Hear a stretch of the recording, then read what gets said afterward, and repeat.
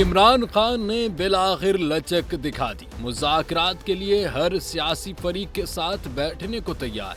खान ने मुल्की इस्तेहकाम को अहम करार दे दिया।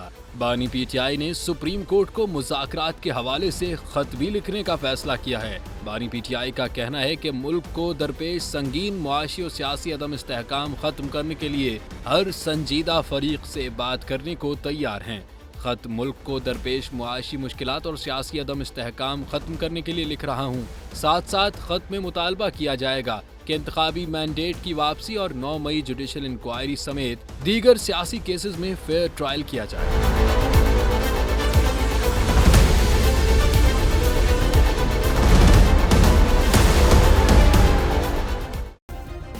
सब्सक्राइब करें और बेल दबाएं ताकि कोई खबर रह न जाए।